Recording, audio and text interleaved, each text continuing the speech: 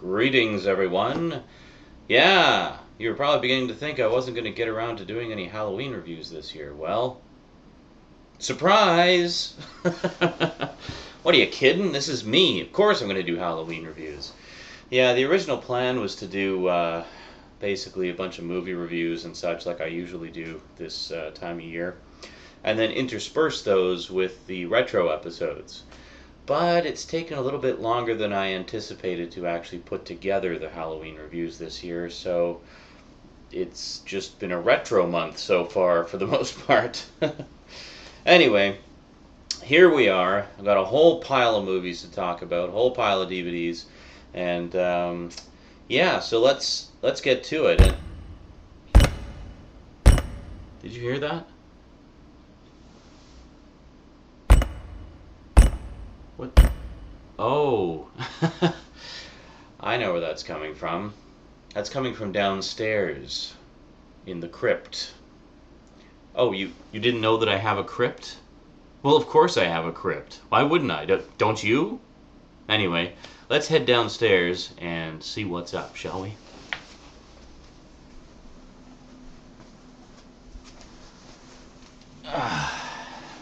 Welcome to the crypt.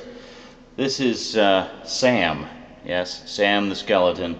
He helps me maintain my horror collection. So, Sam, what have you got for us today? The very first Halloween horror movie review.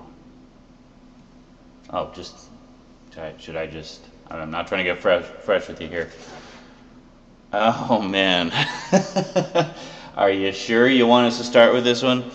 Okay, well, what we have here is a sequel to what many consider to be a classic horror trilogy, specifically a horror trilogy from, I guess, the late 70s, early 80s, that was all about the coming of the Antichrist to bring about the end of the world. And of course, if anybody is familiar with the original story, the Antichrist first appears in the form of a small boy, who is then, becomes evil incarnate over the course of his life. However, what many people may not know is there was actually a fourth movie in the trilogy, a made-for-TV movie that I think did get a limited theatrical release. I'm, of course, talking about the Omen trilogy. But we will not be talking about the Omen trilogy. We will be talking about the little-seen fourth movie, Omen IV, The Awakening. Yeah, this time it's an evil little girl. Alrighty, so this is what we're going to be talking about. Thanks, Sam. Today on the Multimedia Chronicles. I'll see you guys back upstairs.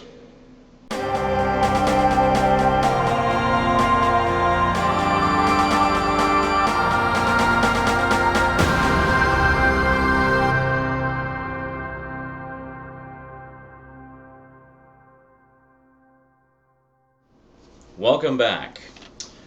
Omen IV, The Awakening. Just put that there. My other music stand.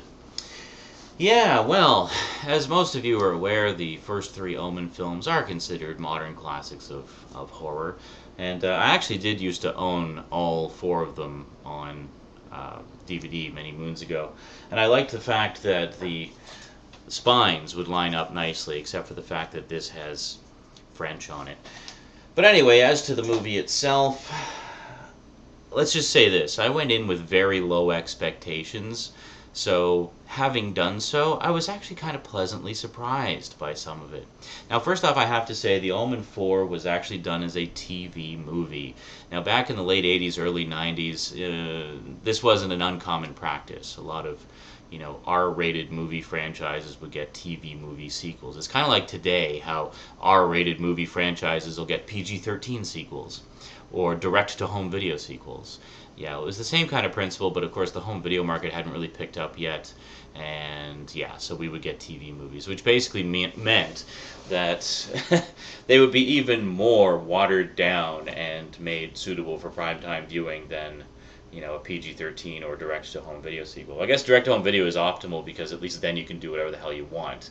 But anyway, yeah, so right from the opening scene, it just screams early 90s TV movie.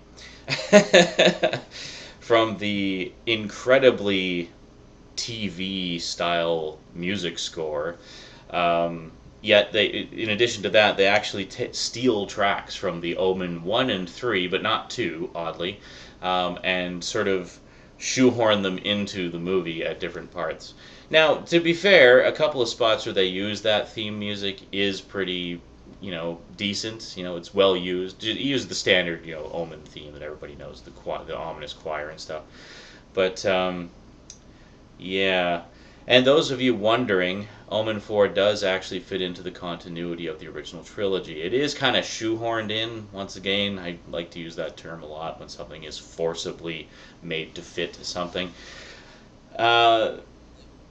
But I think the majority of fans and even the studios prefer not to even acknowledge that it exists. I mean, if you look at the Blu-ray collection doesn't even have Omen 4 in it. It's 1, 2, 3, and the remake, and that's it. So, I don't know that it's because Omen 4 doesn't have a film print. I'm pretty sure it does have a film print, but for whatever reason, I just didn't want to include it on the Blu-ray. I think because most fans tend to disavow all knowledge of its existence. Now, the big question is it that bad? Well, I guess when you're comparing it to its very classic original trilogy, yeah, it definitely pales in comparison. There's no question about it. I mean, in this case, instead of it being a little boy being the Antichrist, it's a little girl. Or is the little girl the Antichrist? Or is she just there to help bring about the coming of the Antichrist? I don't know. You'll have to watch the movie and find out. But, that said, there are actually a few moments in the film that I enjoyed, like genuinely. Spoiler alert for those who haven't seen it and don't want to be spoiled.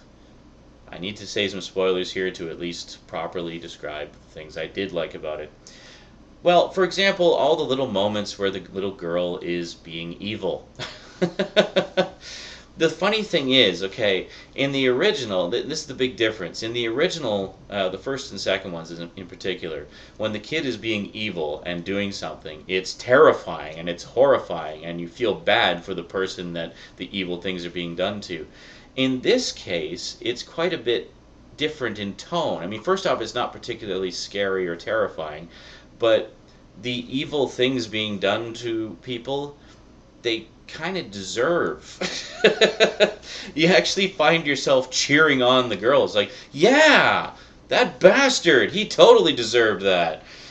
For example, one that really sticks out for me because I was bullied a lot as a child. Well, there's a scene near the beginning of the movie where she's in school and she's getting bullied by some, just fat loser kid who basically swipes her lunch and starts stomping on it. And now, we've all seen lunches get stomped on before. I had one of my lunches stomped on when I was a kid. But this is like taken to the nth degree to the point of being almost ridiculous. The kid is just like stomping and stomping and stomping, and he's like pointing and laughing. Like, as he's stomping, he's like, ha ha ha, stomp, stomp, stomp, ha ha ha ha ha.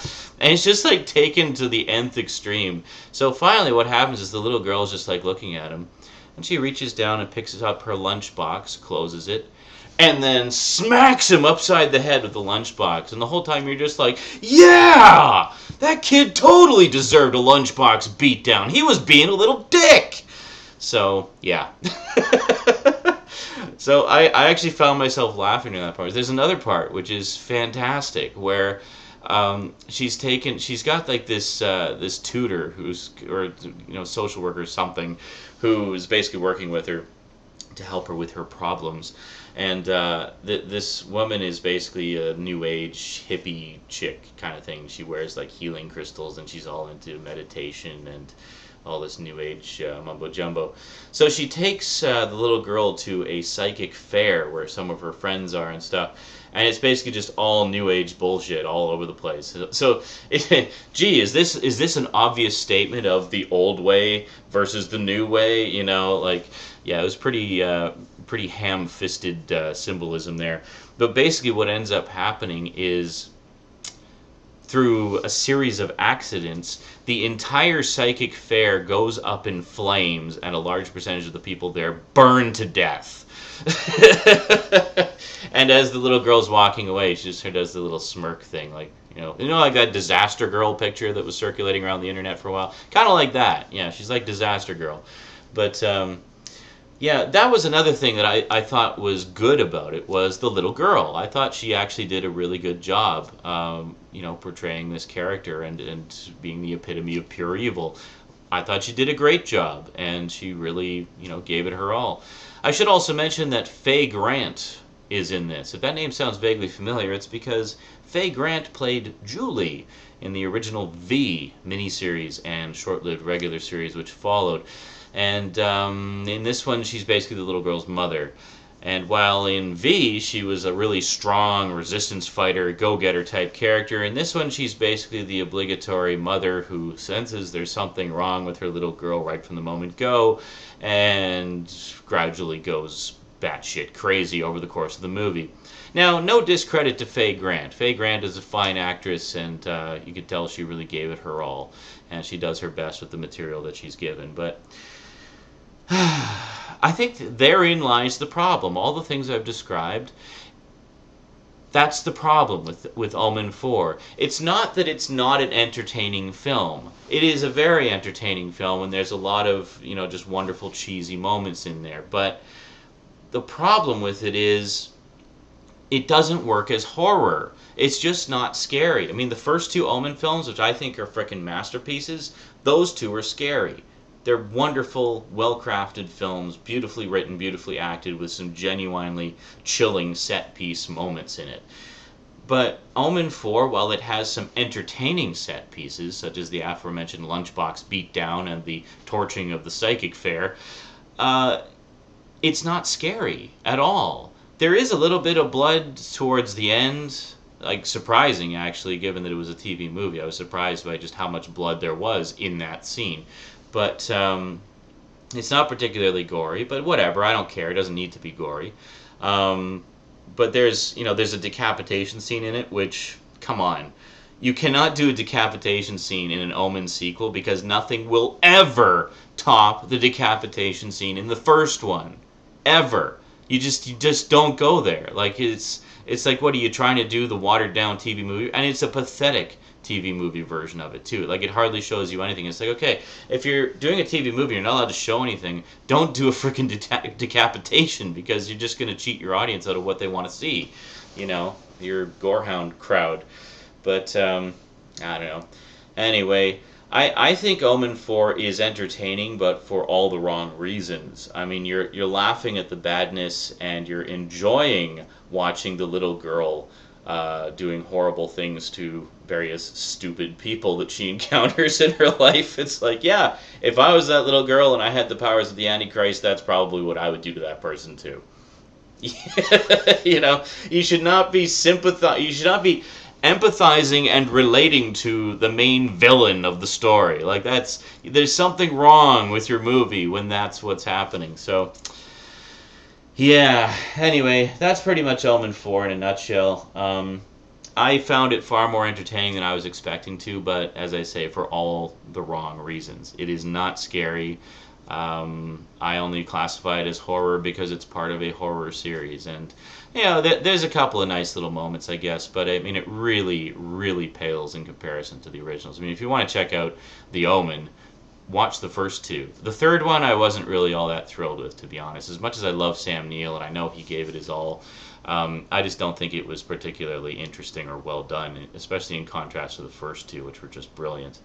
But anyway, if you're a completist, pick it up. I'm sure you can find it for 50 cents online somewhere, because nobody wants it. Yeah. So just before we go, let's head on over to the other music stand and take a closer, more in-depth look at the packaging. Okay, so taking a look at the package here, we basically just have a standard keep case, English and French on the spine, which, might I add, Omens 1 through 3 did not have. Omen 1, 2, and 3 were only English.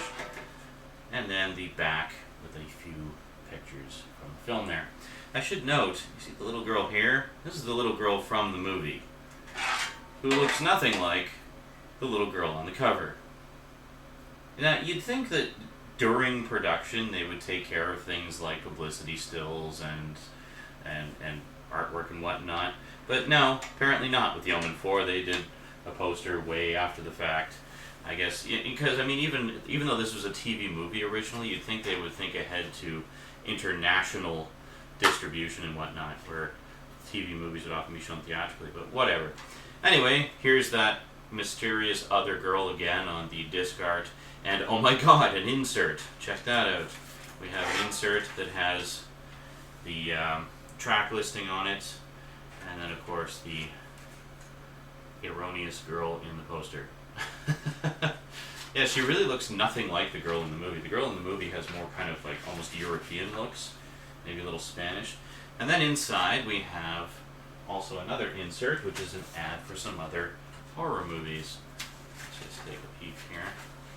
So we've got all kinds of different ones there. There's The Innocents, which of course I've reviewed before. The Omen IV. This was some kind of promo where you could trade in, or you could buy one or two and get some of the other ones for free, something like that. There's actually some pretty good movies in the selection here. On the back, like that. So pretty cool. Anywho, that is, just put it all back together here. That is essentially the packaging for Omen IV: The Awakening. I actually really like it. It's kind of like silver lettering. All four of the Omen movies had that kind of lettering. So when I had all four of them together, they actually did line up quite prettily on the shelf, with the exception of that accursed French being on there as well. I don't mind if it's like that, if all of them are like that, but when it's inconsistent like that, it just drives me crazy. And there you go. So that in a nutshell is the Omen 4. And that ends today's Halloween review. Well, this one for today anyway. There's a couple more to come. Essentially, because I've left the Halloween reviews so late, you'll be getting roughly one every 8 hours from now until Halloween. I've already pre-planned all the ones that I'm doing, and a lot of them are already filmed mostly or partially or whatever. So, yeah. Anyway, sit back, relax, and enjoy the horror-a-thon. And we'll see you next time. So until then, thanks for watching, and sayonara.